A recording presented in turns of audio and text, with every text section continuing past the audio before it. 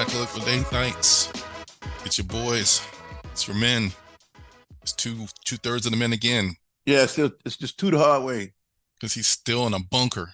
Yeah, I know. The man It's all right. It's okay. When he reemerges, I bet he's gonna be having that Cocoa Magic number 5 on him. Yeah, the man is like scaling the Alps or something like that this week. Listen. Allegedly, I don't know nothing. I didn't see nothing. Right. I didn't see no posts. So listen, I ran up on something this week, and it's weird things that people do. Not so much like the Florida man. We into some whole new world of some whole other kind of stuff. We different. I read this little article about this. Now, of all things, it was a funeral party. Went to a restaurant and ran up a sizable bill, and they gets pissed because there was a 20% gratuity on it, which is standard. You have that big of a party, yeah. I'm sure it was a big party, so yeah. And so then they decided they just weren't going to pay any of it. So they all skipped out, which is I you know what I mean? Go figure. I mean, I just thought it was bizarre. So we're not gonna pay at all. I don't know if, and I can't figure out whether they ever paid the people. You know what I mean? I mean, I'm pretty sure. Well, they got on video. They may know who they were. They may come down and just trying to embarrass them. That's ridiculous. You knew you were gonna have to pay something. It's a restaurant. You ain't eating at home. You're not having the repast at the church. People didn't come to your house to commiserate and bring some food over. You went out to eat, and you probably went out to eat with a large group. 20 people. Yeah, 20 people. Down at the Crazy Cajun Seafood and Sports Bar in Houston, Texas. Dashed on a $500 check, and then threatened to shoot the restaurant staff who objected. Ooh. Wow. Okay, so they black, ain't they? God dang it. I don't know. I may have been. Come on, man.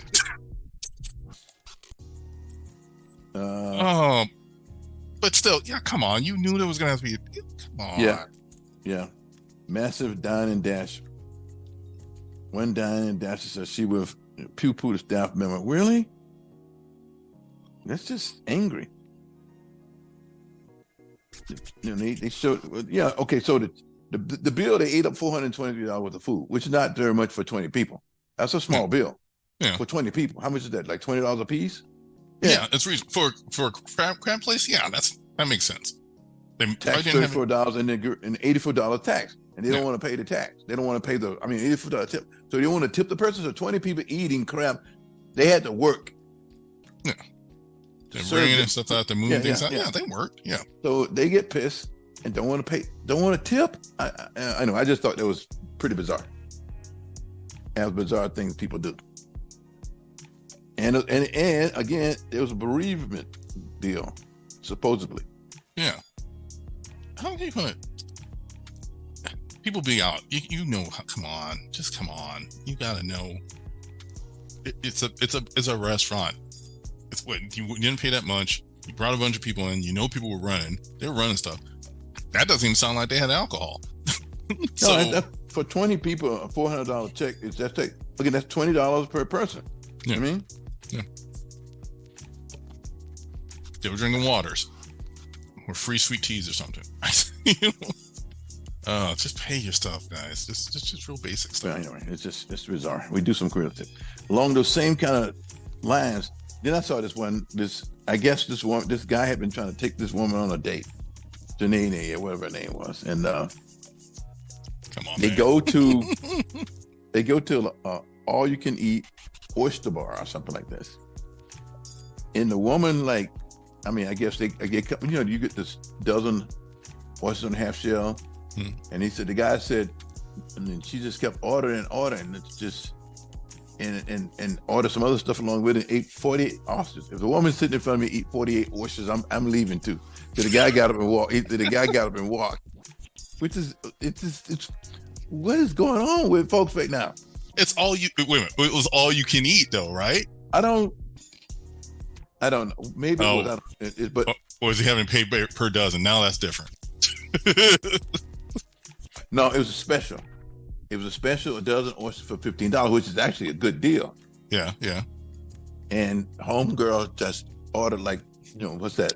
4 dozen. And whatever else went along, and it's 8. He was hungry. Woman says her date ditched her after she sat down 8:40 oysters. Yeah, of course. He should have been embarrassed too. I don't get that. I mean, what's kind of mentality is that? It could be anything. It could be, you're dating just to get some free meals. Maybe you were legit. Which I find bizarre too. Yeah, but it's out there. I read some things. It's out there. Dating's hard for a lot of reasons. And in this economy, a free meal's a free meal. But yeah, that's abusing it. That's abusing it. So you take that on the weird dating? Weird dating / not good upbringing, but mostly weird dating. I remember, this because it's a long time ago. I was talking to this one female, and she used to tell me that when a guy took her on a date, she ordered the most expensive thing on the meal, whether she knew anything about it or not. I'm like, what is that about? So is it a test? No, just if she gonna, I don't know, whatever they're gonna do there, she want to get her money worth, so she ordered the most expensive thing on the meal. Let me have the pressed duck. You know what I mean? That's kind of bizarre, but that's a serious mentality. I'm thinking, like, why even go on a date with a person? If you because that means what's the word? That means you don't particularly care for them. You find them some word that you're just using them for. You're using them for a meal. You're using it for whatever, a trip or whatever. So what does that make you? Is it a gold digger? I don't know if it's even gold digger. For a meal? Yeah, seems like it's overkill. But yeah, it's all right. Some people just think they don't, they don't think this is what they thought. I'm going to get what I got.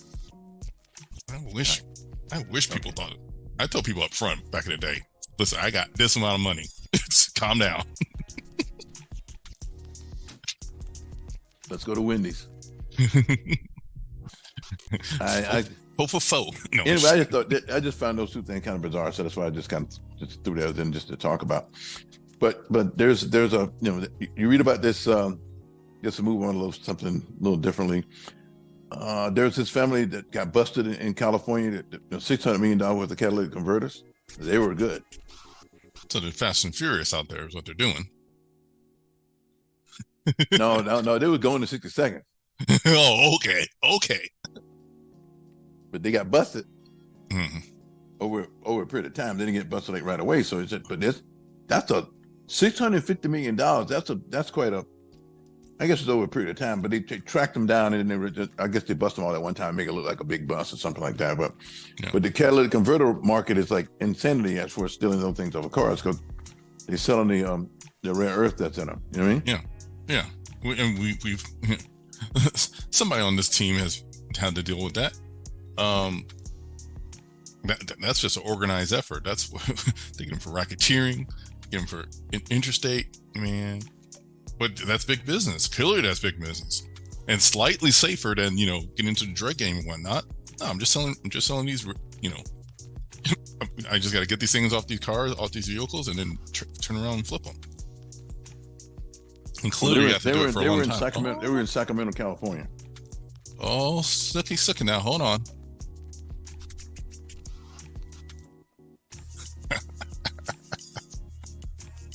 See how this Bang, that's Vietnamese. They're so it's Vietnamese two brothers and their mother. Wow. But there's a stranger has entered the group chat. Oh, really?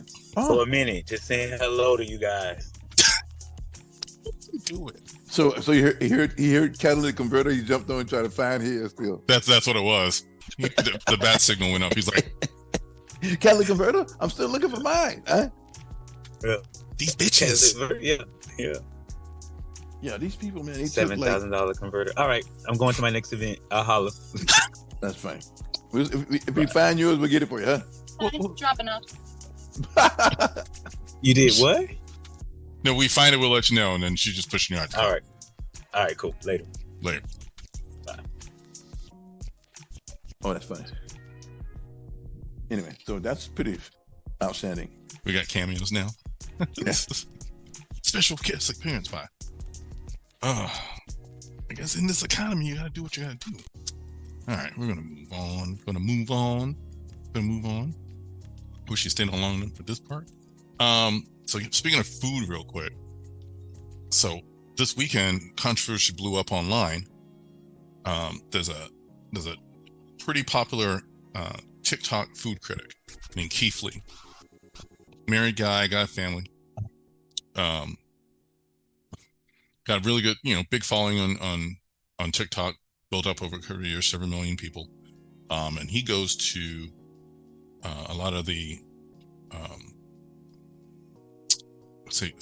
small spots, out of the way spots in different cities. People are just getting started, or mom and pop chains, things like that. The stuff you're not going to see, on a Michelin list or whatever. But they got good quality stuff, good product, everything like that. And he's just going in and trying to check out the food. Does these reviews. Talks about the food, buys food, whatever. So he finally came to Atlanta, and things have not been going well in Atlanta. Started with the first one he called out was this. This is part I really want to genuine. This restaurant called the Real Milk and Honey. Trying to get in there to get some food to bring out, and he had his family went to and let them eat, but also do his reviews and stuff. They weren't letting people in. They said they were doing a deep cleaning, even though there were people in there eating, and people were waiting to get served. And then this started an entire tirade online of people talking about the weird rules that are in place at Atlanta restaurants. Sounds like specifically in the community, but a lot of just poor service, hours you can't get into a place, you can't order from a place, you get there, they won't let you in the place. And just kind of a whole situation where it's everybody's this place is all trying to be influencers. They got all the green wall things and the neon, but you can't get in there unless you got a certain shoe with a certain coat at a certain time. So it started a whole conversation about what is good service in the restaurant business, and do you need to try to be as bougie as possible to make the scene? Because it sounds like Atlanta's food scene is cutthroat. But it also sounds like people are just kind of making up things as they go along. People just griping for the sake. It sounds to me like they're griping for the sake of griping. It sounds like a lot of people got the same gripe, though. That's the thing. That's what it sounds like. It sounds like the same places be coming up. And that's why I wanted somebody who'd been up there on the streets to tell me. I find it just, I don't know. I looked at it. I tried to figure out what the whole controversy was about. I still haven't figured it out. So that's beyond me. I go out to dinner in places here in Tampa. But again, I don't know about the waiting, the influences. Just some kind of a trendy deal. I guess people go to So whoever these people are griping, I mean, they didn't get a chance to get in and do. They're influencing. That's what it. You know what I mean? You go to trendy places. And you're not having any problems. But I think Tampa's a different mentality when it comes to that. So, it could just be an Atlanta thing. Somebody speak out and let us know. Anyway, going back to Atlanta, your boy Magic, just balling left and right. Well, he was officially Forbes marked him a billionaire this week. It was the latter part of last week. He's in the club with athletes. He's in the club with Michael Jordan, of course, Tiger, and LeBron. Labrisky. I mean, he's got some serious deals, but he's still got the restaurants and stuff. There's the restaurants he owns. You still got the part of interest in the Dodgers. He got a part of interest in the Commanders. That just came through. He had the Starbucks deals, the Magic Johnson Theaters. The man be rolling. He got this healthcare deal, which is certainly where they make a lot of money in the healthcare business. Mm-hmm. He's a majority owner. That I forget what the name of which one of those healthcare deals it is, but he's a majority owner. So yeah, he's rolling. Yeah, he's rolling. He's like the mogul. Because I was reading this article. There's a guy, because he was talking to him, because you know that we were talking about Rich Paul last week. So Rich Paul has been on the tour with his book, but then I saw a thing I put on the free saw it. I posted on WhatsApp. It's like they were talking with Junior Bridgman, which most people don't know who Junior Bridgman is because he retired from the NBA like in the 80s. He was a decent player, but they wouldn't make a lot of money back then. But now Junior is worth some serious cheese right now, about like $600 million, because he basically went into the restaurant business and different things like that. So he took whatever. And I like to see that because they're always saying that people, the ball players are broke. This guy didn't make a lot of money as an NBA player because they weren't paying him like then, but he's worth like $600 million. Like he had restaurants, and he just sold all his restaurants into another. So he was on there. I just thought it was really just, I was impressed. I think the story, the flashy headline makes better when somebody's broke, somebody didn't keep their money. What was that, like ESPN 30 for 30? What was it? Broke. They talked to some. Well, it feeds to the narrative. Yeah.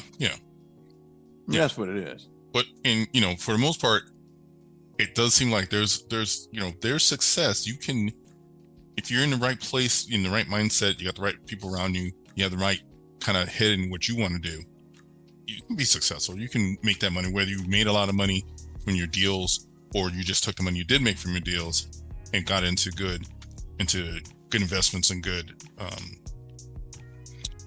businesses post your So Junior Bridgman is 70 years old. I mean, he retired about 35 years ago, 40 years ago. He was born, so he retired a long time ago. But he's a very successful businessman. I mean, just insane stuff he owns and stuff he got in touch with. He was a decent player, but again, they weren't making that much money. He was making like $300,000 a year, which is, I take it, but that's a whole another issue. But again, this is in the 80s, you know what I mean? Yeah. But what he turned that into and what he's done with his career, as far as his deal, he had like, he owned over 100 Wendy's and Chili's restaurants. He's a Coca-Cola bottler, which is a license to print money. Yeah. You know what I mean? And he bought like Jet and Ebony magazine from Johnson when he was selling. So the guy is like, but then here's a guy, again, he's 70, so that means he's not like in the new era with all these boys with $100 million contract, $100 million contract.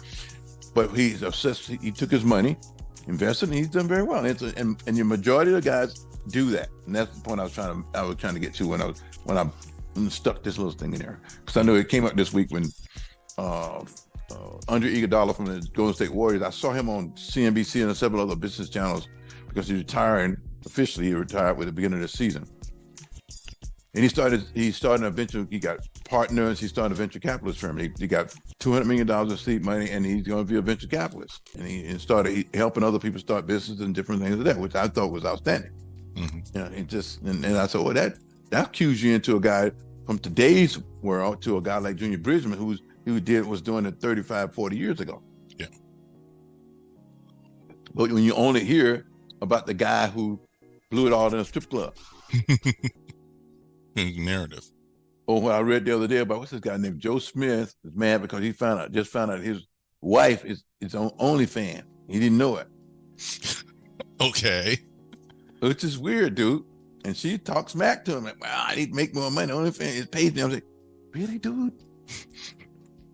Really?" That's the truth. I read it today. I was like, "Goodness gracious!" But then Joe don't have the best track record either. So some guys are screw ups and others like, yeah. So you gotta do what you gotta do. Listen, they pay out. People can get paid. And you gotta, you're gonna hustle. You gotta hustle. And those all come down to it, right? Yeah. I'm trying to get on that point. Next round, and let me get something. Come see me. Come see my feet pics. Nah.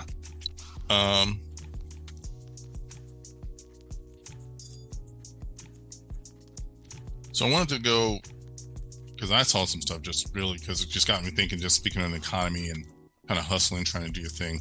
So I watched this, and it was CNBC. So I watched this. They have a lot of their, I'm going to call them shorts. They're like 15, 20-minute segments, and they'll do a story and talk about something. So this one was talking about Americans moving to Mexico looking for the American dream, and it was a lot pandemic related. Like they talked about, pandemic.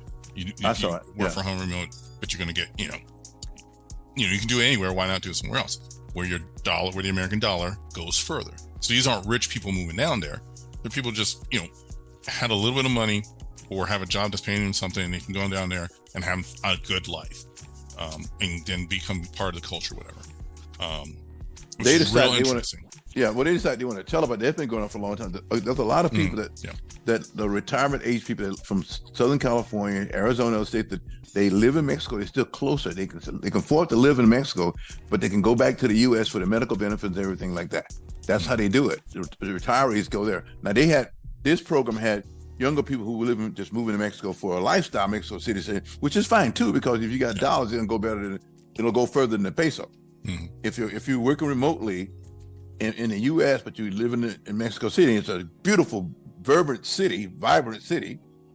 That's it. But retirees have been going to Mexico for a lot of years.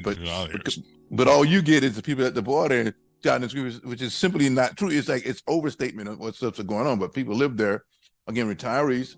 It's just, you can live in what's the place that closed? Not Acapulco. What I was going to say, off of Rosarito Beach. In Tijuana and those areas going along the coastal communities there on the Baja California. Baja is actually Mexico, but it's like, so if you live there, you still getting your Social Security benefits. You can go back if you want. You can go back into the States, into San Diego, someplace like for medical, and get your checks come. And you're good. But you're living in Mexico, and there's quaint communities, whole communities of Americans who live in those. They've been doing it for years. I read about that 20 years ago. But they bopping the story because I guess the trendy people now going to they gentrifying Mexico City. Exactly, the young people going to there. I like the one part of that was like a lot of African Americans going there because they're feeling like it's a better climate for them than being in the States, which was an interesting thought because one thing again, the narrative you hear about Mexico in general is there's a lot of gang warfare and the cartels are running amok left and right, which is partially true, but like in the middle of the capital, like who's messing with them? And it sounds like even these people coming down off the Baja area probably aren't hitting those kind of issues either. So no, they're not. Yeah. If you go to Rosarito Beach, like people like from Southern California, people I knew live in Los Angeles area, they go to Rosarito Beach and places like that's where they go to party at. They go further into Tijuana. There's other communities, little small communities. They're basically beach communities in Mexico, on the peninsula there. Right where the hurricane just came through, the general area down there, but the peninsula there, people live there, and you can transfer back and forth back to the States that close. You know what I mean? Mm-hmm. People used to go down to Mexico, drive down for the weekend, or get and drive back, or end up in jail with the federales or whatever you do when you party too hard. But hey, don't look at me. Anyway, I just thought that was interesting. I watched it too. Yeah, I makes you think. Because let me tell you, if I can make my dollars go a little further right now. Please. Well, my dollars go far enough. I'm staying in Tampa. All right, fine. Until it gentrifies me out of here. or the insurance rates, which is going up in Florida. People leave. I read this article today. People are leaving Florida because they can't insure their homes in those local because of the hurricane season and stuff like that. And but it's always going to be a certain segment of the population who are grief and going someplace else. It's not like the people are leaving in mass. You know what I mean? Yeah. I was having this conversation with somebody else about California. I said, yeah, people leave California, but there's still 40 million people there. For every one person that leaves, 2 people come in. Are you kidding me? Yep. It's the same thing to do with Florida. For everybody that's upset about the housing, the insurance, can't insure their properties and leave, there's another 3 that's coming every day into the state. If you just cruise the streets right here, you see these cluster of condos or houses right next to a crack house in Tampa. And it's all the time, every other block like that now because they're forcing all of it out. But it's happening. Mm-hmm. People braver than me live there, but they're living there. Nice cars, Rover parked out front next to somebody got a 65 something parked over here, right there, a few blocks from here. But that's what gentrification does. Mm-hmm. And so it's anyway. It's all going to change. All going to change. Let's hit a little sports. Well, a little. Bucks not doing too well. And we don't want to talk about Florida. No, we don't. Okay. But it's Sports Equinox. Happy Sports Equinox Day. Yeah, this is the day that all the major sports are playing tonight. Yeah. Oh, the Lakers are playing the Magic tonight. That's a win for us. Yeah. The Magic had a good start. They've had a good start so far. But dude, them boys in LA right now. What are y'all setting them up? Y'all setting them up for? We ain't setting them up. They but I can't watch the game. I can't watch the game. It's start too late. 10:30. I got to sleep. Yeah, they're in. They're going to be in town because they're gonna the Lakers come here to play the Magic. I like soon. Yeah, so it's once. We only play them once a year. Each other playing each other's hometown once, but it's too hard for me to get to Orlando, dude. Orlando that's a major excursion. You know what I mean? Make a day out of it. But yeah, there's gonna be a lot of NBA, NHL, NFL, World Series, MLS has games on tonight. Whatever you want, you can watch stuff all day long. Yeah, it's that day. Mm-hmm. So we're excited about that. You'd be interested in it because we've been kind of talking about that. Speaking on the Magic, so the Magic had announced they were putting a downtown district in, and we kind of mentioned this. Did we? No, we kind of mentioned this, but they released more details because they're going to kick it back up. Okay. And it sounds like about the next 6 weeks. Yeah. Let me throw this out there. Okay, so the Magic are in Los Angeles tonight, and freaking Lakers will be here on Saturday. Oh, in Orlando on Saturday for it. There you go. Yeah, I'll be watching on TV. That's too hard to try to drive down on Saturday. No. What time's the game? 7:30. It's 7:00 here and 7:30 there. But 10:30 for me tonight. But I'll watch it on TV. It's almost like a back to back. That's not quite. Lakers probably have another game between, but they're in Orlando Saturday night. Wow, that'd be good. They're gonna fly back with the Magic. They're like, no, we don't want to be on your plane. I think you guys fly with a jet and fly back. Anyway, so you got again the Bucks getting their heads. They go up to Buffalo and get smashed up. So USF had a bye this week. So who's in the World Series? That game 2 tonight? Diamondbacks and Texas, the Rangers. The Rangers, yeah. I was talking to some people. Was yesterday at the pub? They were like, who cares? That's the thing. Because those none of the majors ball clubs are in there. You know what I mean? Mm-hmm. You got no Dodgers, you got no Yankees, you got no Red Sox. You know. Anyway, you got to watch it. But it's awesome that all these sports teams are playing the same day. I like that. Tonight you got the Raiders at Detroit. Yeah. And the Lions are 5-2. They're pretty good. The Raiders are 3-4. So that's uphill bound for them. But it's probably gonna be a win for it's a guy named Goss. Jared Goff. Yeah. This is fine. It's fine. I just had this for you. God dang it, I forgot it. Just that quick. Nope, I ain't got it.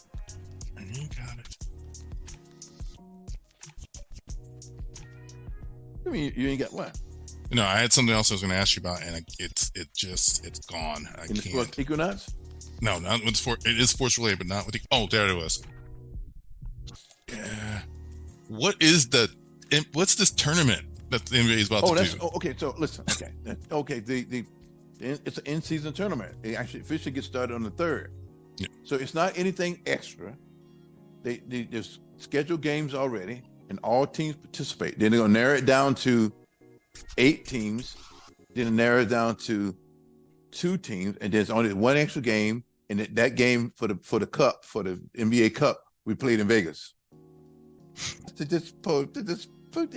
But they're trying to spice it up because I'm trying to get all my nephews and stuff to watch NBA. I finally got a few of us watching it at night now because everybody's saying the seasons are too long and we don't watch it till after Christmas. What's wrong with y'all? The games are fun right now.